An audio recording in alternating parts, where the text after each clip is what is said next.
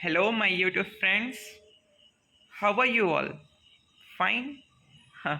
Okay, so I am back with a very important video, and that is regarding Environmental Engineering Revision Part 1. So, without wasting time, let's start our revision. So, first of all, I would like to say that this video will definitely going to help you a lot because this particular video will going to play a poignant role in your preparation strategy and definitely going to boost, or we can say that ace your strategy if you are preparing for GATE, ESC or other kind of engineering examinations.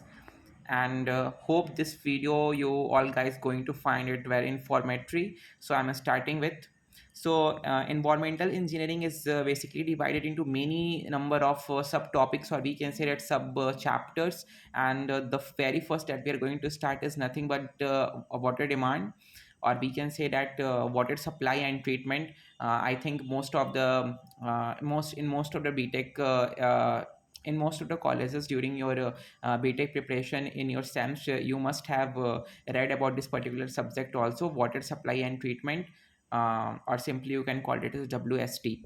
So we are starting with water demand. So guys, water demand क्योंकि हम revision start कर रहे हैं, so we are not going in very much detail, लेकिन मैं आपको इससे associated हर वो पॉइंट्स बताने की कोशिश करूंगा that will be going to help you in numericals and your theoretical questions. Okay, so let's first start with the water demand.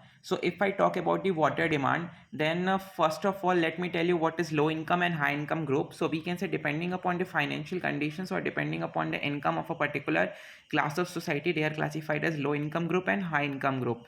So this table that is going to play an important role because कई बार आपके gate या SC exam में questions जो आते हैं वो directly ऐसे पूछ लेते हैं कि व्हाट इज दी, और यू कैन सी न्यूमेरिकल्स में कई बार इनका यूज़ आता है, फिर कई बार वो ऐसे पूछ भी लेते हैं कि व्हाट इज दी पर कैपिटा डिमांड और per capita requirement for a domestic demand, for industrial demand, for public utilities और थेफ्ट्स एंड लीकेजेस. तो उन चीज़ों का आपको नॉलेज होना चाहिए. You have to mug up this table completely so that अगर ऐसा कोई 1 मार्क्स का क्वेश्चन आपके एग्जामिनेशन में आए, so that you are not going to left at particular question. ठीक है. सो ये टेबल जो है वो अकॉर्डिंग टू IS 1192 1993 के अकॉर्डिंग है. एंड फर्स्टली यहाँ पे टेबल में आप देख सकते हो, यहाँ पे हमारे पास 4 रोज़ हैं. पहला जो है डोमेस्टिक डिमांड है. सो डोमेस्टिक डिमांड जो होता है वो टोटल वाटर डिमांड का 50 to 60% होता है. एंड यहाँ पे फुल फ्लशिंग सिस्टम का मतलब क्या है कि low income group in bracket it has been written without full flushing system. Full flushing system का मतलब ये है कि आपके पानी की अवेलेबिलिटी कितनी है, मतलब आपका पानी जो सप्लाई होकर पानी आपके घरों में आ रहा है, क्या आपके घर में वो 24 घंटे के लिए आ रहा है या फिर एक डेफिनेट पीरियड में पानी आ रहा है फिर उसके बाद से वो कट जा रहा है. कई आपने देखा होगा कि कई जगहों पे अभी भी पानी ऐसे आता है कि जैसे कहते हैं कि 12 से लेके 3 बजे के बीच में पानी आएगा, तो आप पानी भर के रख लीजिए, अदरवाइज उसके पास पानी की सप्लाई चली जाएगी तो फिर आपको दिक्कत होगी. तो वो आता है हमारा विदाउट फुल फ्लशिंग सिस्टम, मतलब वहाँ पे पानी 24 घंटे नहीं आ रहा, तो that is called as without full flushing system. और अगर पानी 24 घंटे आ रहा है तो that is called as with full flushing system. So domestic water demand की बात करें तो that comprises of 50 to 60% of the total water demand. और इसमें जो वाटर डिमांड होता है that is 135 LPCD for low income group. LPCD stand for litres per capita per day, मतलब एक दिन में एक पर्सन को कितना litre of water required, that is called as LPCD. So amount of water required per head per day is referred to as LPCD, और we can say per capita demand. Okay. So domestic demand के लिए low income group के लिए it is 135 LPCD and that for high income group it is 200 LPCD. Similarly industrial demand जो होता है वो total water demand का 20 to 25% होता है, और लो इनकम ग्रुप के लिए that is 70 LPCD and high income group के लिए 70 LPCD. गाइज आपको ये वाला पॉइंट तो मस्ट आपको रिमेंबर होना चाहिए because that is very very important. आप उसको स्टार मार्क कर लीजिए. This thing you must remember कि आपको डोमेस्टिक डिमांड के लिए 135 LPCD रिक्वायर्ड है for LIC group and for HIC group it is 200 LPCD. क्योंकि आप जब सीवेज ट्रीटमेंट के प्रॉब्लम सॉल्व करोगे, जब आप वहाँ पे ड्रेन्स वगैरह डिज़ाइन करोगे, तो वहाँ पे भी कई बार इसका यूज़ आता है. We have to assume at the starting of the problem that considering the low income group the per capita demand is 135 LPCD, considering HHIC it is 200 LPCD, like that. ठीक है. फिर तीसरा है public utility demand, that is 5 to 10% of the total water demand, and LIC के लिए 10 LPCD है और SICC के लिए भी 10 LPCD है। देख सकते हो आप दोनों सेम है यहाँ पे, बस इसमें डिफरेंट है, and that's why it is very important as well. Thefts and leakages, कई बार आप ये भी सुनने में आता है कि पाइपलाइन से पानी हमारे घरों में आ रहा था, बीच में मैनहोल्स के थ्रू पानी की चोरी हो गई, तो उसके कारण कितना लॉस हो जाता है, that is basically 55 LPCD in both the cases. Total अगर आप इसको ऐड करोगे so it is going to be 270 LPCD, and if you add this, sorry this is not 270 LPCD, this is actually 335 LPCD, not 270, sorry. Okay, so 335 LPCD, and this is a very important point, you all should focus it down, and that is for schools, hotels and small organizations or institutions, the demand required is 135 LPCD, this one. Okay, now moving to our next topic, that is fire demand. Fire demand नाम से clear है कि during fire breakout how much quantity of water is required, that is called as fire demand depending upon the population. तो जो पहला यहाँ पे formula, that is basically the Kuichling's formula. So Kuichling guys, जितने भी formula आप पढ़ने वाले हैं, हम पढ़ने वाले हैं 1 through 3 4, these all 4 are empirical formulas, और आपको पता होना चाहिए कि एम्पेरिकल फार्मूलाज में यूनिट्स का गेम होता है। कई बार आपको फॉर्मूला याद होते हुए भी आपका आंसर गलत आ जाता है, that is only because of the unit substitution. जैसे कि यहाँ पे अगर आप पहला फॉर्मूला देखो कुचलिंग्स फॉर्मूला, तो here the formula is Q is equal to 3182 under root of P। So P is population in thousands and Q is the discharge in litre per minute, litre per minute. कई बार आप ऐसा होता है कि आप इसको लीटर पर सेकंड में रखते हो और फिर पी की वैल्यू निकालते हो और वैल्यू आपकी कुछ और आ जाती है। So guys you should must remember this कि इसमें यूनिट का सब्स्टिट्यूशन क्या हो रहा है। So Q is in litre per minute and P is population in thousands. एक छोटा सा चीज़ मैं आपको बताना चाहता हूँ, पॉपुलेशन इन थाउजेंड का क्या मतलब है। जैसे कि मैं आपको कह रहा हूँ कि किसी कंट्री, नॉट कंट्री, किसी सिटी या टाउन का population that is basically 2 lakhs है, ठीक है। अब मैं बोल रहा हूँ कि what is the value of population in thousands, P की वैल्यू क्या हो जाएगी, say this is P dash, तो पी की वैल्यू हो जाएगी, that means you have to divide this particular population, जो भी ये पॉपुलेशन उसको 1000 से डिवाइड कर दो आप। So will if when you will divide it by 1000 तो 000 विल गेट कैंसिल आउट। सो यहाँ पे पी की वैल्यू कितनी आ गई, 200। सो यहाँ पे आपको 2 लाख नहीं रखना, यहाँ पे आपको कितना रखना है, you have to put it 200, अगर पॉपुलेशन दे रखा है 2 लाख तो। Okay, so that is the meaning of population in 1000, मतलब आपको 1000 से डिवाइड कर देना है, simple. Okay, pretty clear. Second is Buston's formula, that is Q is equal to 5663 root of P, unit same है litre per minute, population in 1000। The third one is the Freeman's formula, Q is equal to 1136 in bracket P by 5 plus 10, and the fourth one is National Board of underwriters formula, ठीक है, NBU formula भी आप इसको कह सकते हो। Q is equal to 4637 root of P in bracket 1 minus 0.001 under root of P। This formula is valid for population of the city और a town less than 2 lakhs, यानी कि जो P की वैल्यू होगी इन थाउजेंड्स में that is less than 200, तो हम ये वाला फॉर्मूला यूज़ करते हैं। लेकिन अगर आपका population that is greater than 2 lakhs है, अगर आपका पॉपुलेशन 2 लाख से ज़्यादा है, तो उस केस में आपको एडिशनल इतना 54,600 litres per minute with an additional requirement of 9100 to 36,400 litre per minute for the second fire breakout, आपको इतना प्रोविजन प्रोवाइड करके चलना होता है। Okay, now we are moving to our next topic and that is maximum daily demand and maximum hourly demand. Okay guys, पानी के बारे में बात करते करते मुझे सच में प्यास लग गई, so let me have my water bottle. Okay, so we are starting with the maximum daily demand, आप इसको एब्रिविएशन के फॉर्म में MDD भी कह सकते हो। So MDD that basically equals to 1.8 times of the average daily demand. MDD जो होता है वो एवरेज डेली डिमांड का 1.8 टाइम्स होता है, और we can say that average daily demand को हम लोग कई बार Q से रिप्रेजेंट करते हैं, although that is not a standard abbreviation but you can refer it to Q, small q से रिप्रेजेंट करते हैं। सो 1.8 टाइम्स ऑफ Q, और आप क्यू यहाँ पे एवरेज डेली डिमांड है, इसको कैलकुलेट कैसे करते हैं, तो Q is equal to P into X, where P is the population of the city और the town and X is the per capita demand in LPCD। तो आप LPCD है मतलब litres per capita per day, तो एक head पे है मतलब एक पर्सन के लिए इतना लीटर पर डे रिक्वायर्ड है, तो पूरे पॉपुलेशन के लिए रिक्वायर्ड कितना है, तो that is basically population into पर कैपिटा डिमांड। सो क्यू की वैल्यू आ जाएगी लीटर्स पर डे में। Is it clear? So maximum daily demand MDD की वैल्यू जो होती है that is 1.8 times of Q. Okay, okay, now maximum hourly demand, that is MHD, MDD, MHD. Nice one. MDD and MHD. So maximum hourly demand MHD is equals to 1.5 times of MDD. Okay, 1.8, 1.5. Like 3 5s are 15, 3 6s are 18. 3 5s are 15, 3 6s are 18. 3 5s are 15, 3 6s are 18. Okay, so आप ऐसे इसको remember कर सकते हो कि MDD is 1.8 times of Q. Okay, so maximum hourly demand that is basically equals to 1.5 times of MDD, and maximum daily demand that is equals to what? That is equal to 1.8 times of Q. So we will substitute it here. So 1.5 into 1.8 into Q, that is equal to 2.7 times of Q, and that's 3 9s are 27. Wow, great. Okay, so we are moving to distribution system. अब हम distribution system पे आते हैं. तो distribution system की अगर हम बात करें तो पानी आपके घर पे आता है.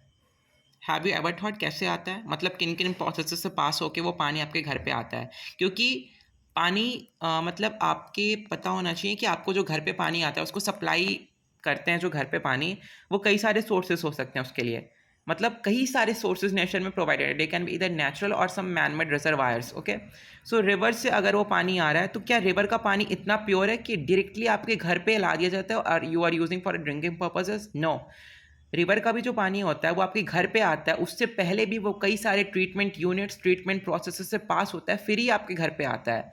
So that we are going to discuss it. मतलब वो तो हम डिस्कस करेंगे, पर उससे पहले वो तो वाटर ट्रीटमेंट का पार्ट है. लेकिन यहाँ पे हम डिस्ट्रीब्यूशन कैसे होता है वो डिस्कस कर रहे हैं कि अगर पानी ट्रीटमेंट होकर आपके घर पे आए तो how it is distributed to the particular city और द टाउन. ठीक है, तो ये अब मान लो कोई रिजर्वायर या फिर कोई रिवर है. ठीक है, दिस इज अ रिवर.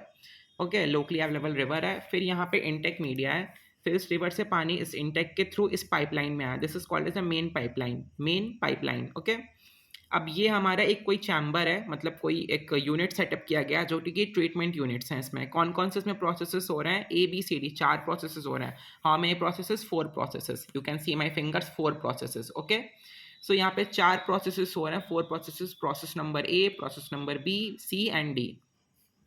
सो अगर ए की बात करें, सो प्रोसेस ए जो है that is basically called as primary sedimentation. आपने ये नाम सुना होगा, प्राइमरी सेडिमेंटेशन, और प्राइमरी क्लैरिफायर भी इसको कई बार बोलते हैं. That is basically use for the removal of, for the removal of, yes, yes, you are right, this is basically used for the removal of the suspended impurities, or we can say that floating matters वगैरह जो भी होते हैं screening aeration करने के बाद उनके removal के लिए हम लोग प्राइमरी क्लैरिफायर्स की यूज़ करते हैं, क्योंकि जो सेडिमेंट्स होते हैं तो सेटल डाउन हो जाते हैं इसमें नीचे की साइड में. Okay, next second is secondary clarifier, और we can say secondary sedimentation tank. The C1 is the filtration chamber. अभी पानी आपने सेडिमेंटेशन वगैरह करा के आप लेते हैं, ठीक है, उसमें हो सकता है कुछ पैथोजेनिक ऑर्गेनिजम्स अभी भी प्रेजेंट हो, या कुछ उसमें small quantities of biodegradable matters present हो, या कुछ भी हो सकता है, वेस्ट अभी भी कुछ अमाउंट पे रह गए हो, तो उनको फिल्ट्रेट करने की ज़रूरत होती है. कई सारे फिल्ट्रेशन यूनिट्स होते हैं, उनसे पास कराते हैं. बेसिकली हम 2 तरह के फिल्टर्स यूज़ करते हैं, RSF and SSF. RSF stand for rapid sand gravity filter, and SSF stand for slow sand gravity filter. Okay, so this is basically used for the water that is brought about by sedimentation with coagulation, and this is basically used for the water brought about by plain sedimentation. और एक आपने और भी नाम सुना होगा, pressure filters. Pressure filters जो होते हैं फॉर बेसिकली वो मतलब स्विमिंग पूल्स वगैरह या फिर जो स्मॉल ऑपरेशंस होते हैं उनके लिए यूज़ करते हैं, क्योंकि लार्ज पॉपुलेशन के लिए we are not using that because that is going to be very very uneconomical.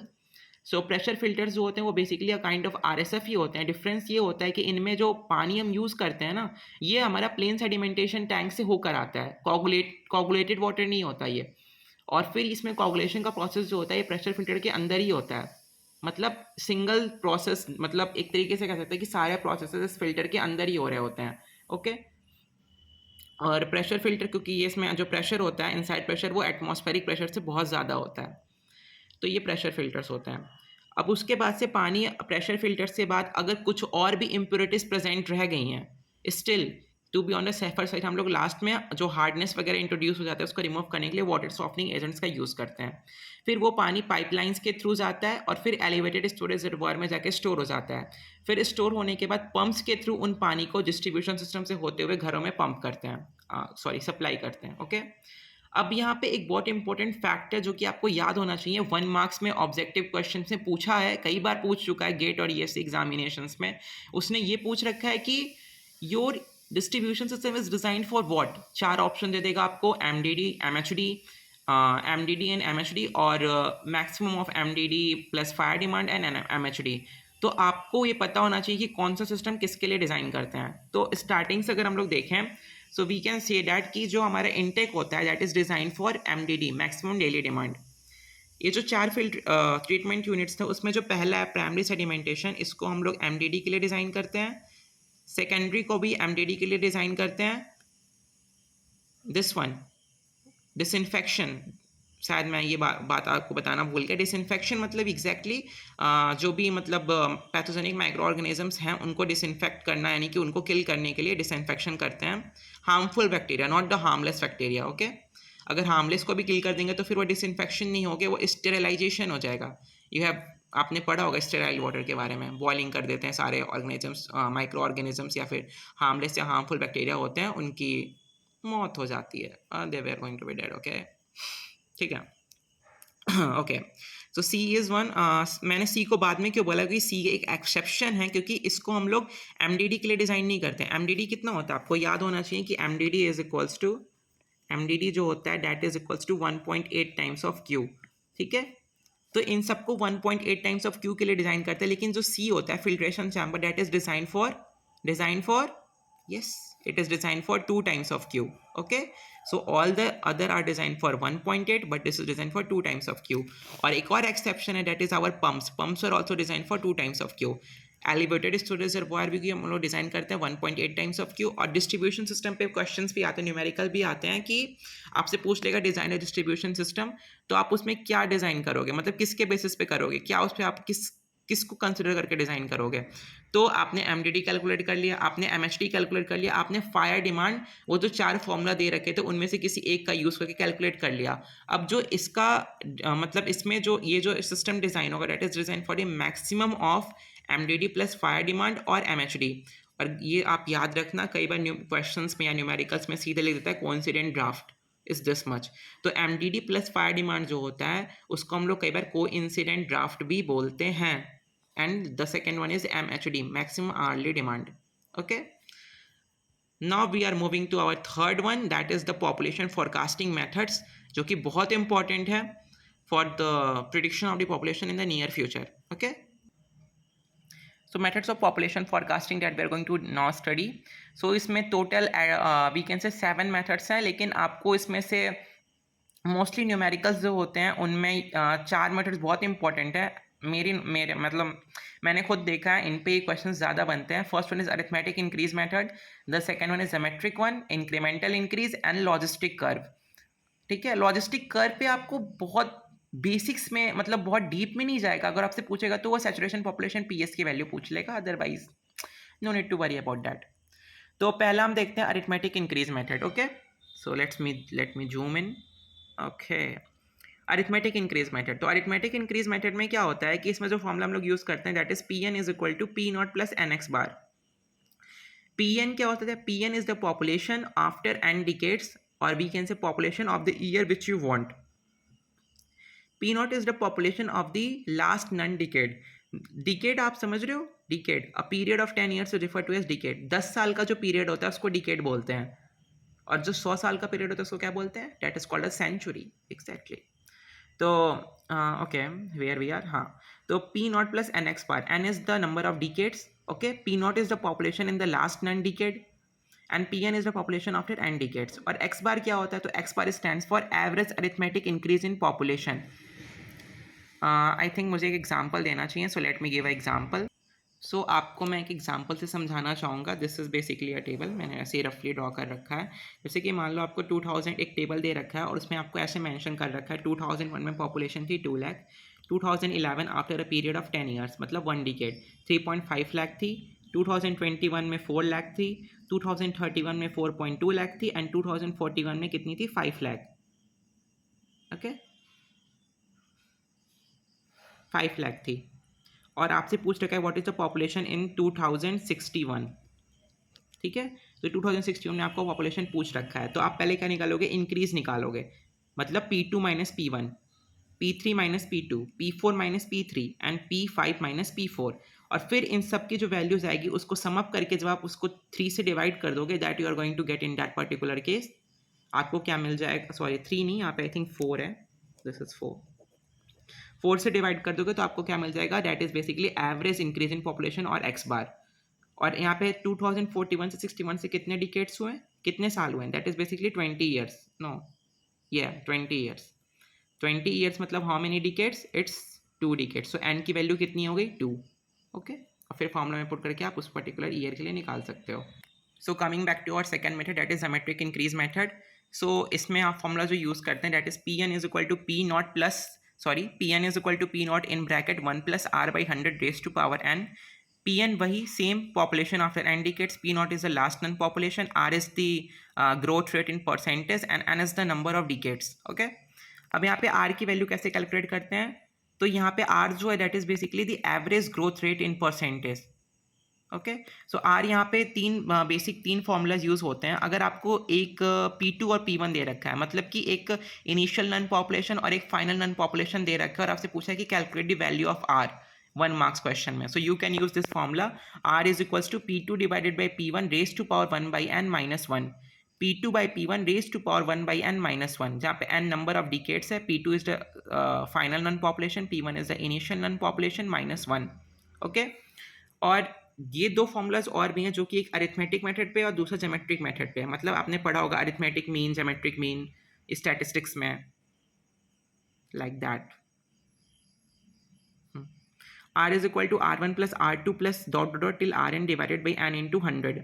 और यहाँ पे ध्यान रखना फ्रेंड्स वेकअप, यहाँ पे आपको ध्यान रखना है कि यहाँ पे जो n है that is number of decades, but in दोनों फॉर्मूला में जो वो n है वो नंबर ऑफ डिकेट्स नहीं है, वो नंबर ऑफ रेट्स है, that is number of rates. मतलब आर की वैल्यू कितनी बार आपने सब्सटीट्यूट की ये वो बताता है, ना कि ये कि कितने नंबर ऑफ डिकेट्स की बात हो रही है। यहाँ पे ये डिकेट्स है, that is good, that is decades, okay fine good thumbs up, ये नंबर ऑफ डिकेट्स है, लेकिन यहाँ पे ये बताता है कि कितने नंबर ऑफ रेट्स हैं, नॉट डिकेट्स। इसलिए मैंने इस पॉइंट को यहाँ पे लिख भी रखा है कि it tells number of rates not decades.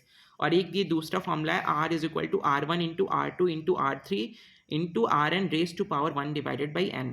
और यहाँ भी n क्या है, number of rates not decades, ठीक है। तीसरा मेथड है incremental increase method, that is P1 is equal to P naught plus N X bar plus n into n plus 1/2 into Y bar. P N P naught same, X bar जो है that is basically average increase in population, n is the number of decades and y bar is the incremental increase in population and that's average value is y bar, ठीक है। मतलब जो increase में increase हो रहा है ना, और उसको सम अप करने पे जो उसका मीन निकालने पे जो वैल्यू आ रही है that is y bar. So average of incremental increase in population, fine. और मैं आपको ये भी बताना चाहूँगा कि इन जो तीन मेथड्स होते हैं, मतलब कौन कौन से, arithmetic increase method, geometric increase method, incremental increase method. So first method is use for a country, not country, पता नहीं क्यों मेरे मुंह में बार बार कंट्री ही आ रहा है। सो पहला मेथड जो है that is basically use for a city और a town that is already developed और डेवलपिंग कंट्रीज जैसे होते हैं वैसे डेवलप्ड और डेवलपिंग सिटीज़ भी होते हैं। तो जो सिटी ऑलरेडी डेवलप हो चुका है उसके लिए हम लोग पहला मेथड यूज़ करते हैं अरिथमेटिक इंक्रीज मेथड। तो दूसरा है GIM, geometric increase method, that is basically use for the city that is developing, not develop, that is developing. और तीसरा इंक्रीमेंटल इंक्रीज मेथड जो होता है वो हम तब यूज़ करते हैं जब ये मिड का हो, मतलब ना ही डेवलप हुआ हो ना ही डेवलपिंग हो, मतलब बीच का कोई स्टेज चल रहा हो। डेवलपिंग ही कहेंगे उसको एक तरीके से, बट इसका मैंने पढ़ा था उसमें लिख रखा था कि if the population rate of increase of population is constant with respect to time, dp/dt is equals to constant, तो हम लोग इंक्रीमेंटल इंक्रीज मेथड यूज़ करते हैं, IIM। तो कुल मिला के जो ऑर्डर ऑफ प्रेफरेंस होता है वो ये होता है कि एक्यूरेसी ऑफ रिजल्ट्स जो होते हैं वो GIM then IIM then IIM and then AIM। मतलब geometric increase method greater than incremental increase method and greater than arithmetic increase method, okay. The fourth method is a decrease growth rate method. Pn is equal to Pn minus 1 in bracket 1 plus r minus nr dash divided by 100. This is the decrease growth rate method. R is the growth rate in percentage and r dash is basically the decrease in growth rate, okay. And Pn is equal to Pn minus 1, मतलब अगर यहाँ पे P 2020 निकाल रहे हो तो आप Pn minus 1 क्या ले लोगे, P 2019, नो डिकेड की बात होती है, 10 साल का गैप, so you have to take it 2010, okay good. Fifth logistic curve method. So logistic curve method मतलब एक कर्व होता है पॉपुलेशन और टाइम के बीच में, उसके बेसिस पे ये मतलब मेथड प्रिडिक्ट किया गया है। सो उसमें मैं आपको बताना चाहूँगा सैचुरेशन पॉपुलेशन क्या होता है। एक पर्टिकुलर टाइम इंटरवल के बाद जब पॉपुलेशन कांस्टेंट हो जाए, मतलब एग्जैक्टली कांस्टेंट नहीं, बट इट सीम्स कि पॉपुलेशन एक कांस्टेंट रेट पे आगे बढ़ रहा है, या फिर वी कैन से पॉपुलेशन एकदम सैचुरेट हो चुका है उस पर्टिकुलर सिटी या टाउन का, तो उसको सैचुरेशन पॉपुलेशन बोलते हैं। तो यहाँ पे जो फॉर्मूला है पॉपुलेशन कैलकुलेट करने के लिए, पॉपुलेशन फोरकास्ट करने के लिए, that is P is equal to P S upon 1+m log inverse with base E, जिसको एल एन भी आप बोलते हैं, natural log. So it is P is equal to P S upon 1+m L N inverse in bracket N into T. अब आप सोच रहे होगे ये पी एस क्या है, चलो पी एस तो सेचुरेशन पॉपुलेशन है, what is this M N N, M क्या है, एन क्या है। तो पहले मैं आपको टाइम का एक टाइम के बारे में बता दूं। टाइम कैसे यहाँ पे आप देखते हो कि यहाँ पे बता देता हूँ छोटे से जगह पे। Okay, T is equal to 0 population P naught, T is equal to T1 population P1 and T is equal to 2 times of T2 the population is P2। ठीक है, ये सीरीज फॉलो होती है। T is equal to 0 P naught, T is equal to T1 P1, T is equal to 2 times of T2 P2। ठीक है, तो यहाँ पे पी ए हो गया। अब पी ए सेचुरेशन पॉपुलेशन होता है, that is equal to 2 P naught P1 P2 minus P1 square into P naught plus P two whole divided by P naught P two minus P one square. और M जो होता है that is equal to P S minus P naught divided by P naught. और N जो होता है वो 2.3 divided by T1। ये लॉग जो है दैट इज विद बेस 10। आप कंफ्यूज मत हो ना फॉर्मूला में, और मैं तो कहूँगा इस फॉर्मूले को याद रखना पी एस। कई बार आपको डायरेक्टली ये पूछ लेगा what is the saturation population, तो आपको ये याद होना चाहिए।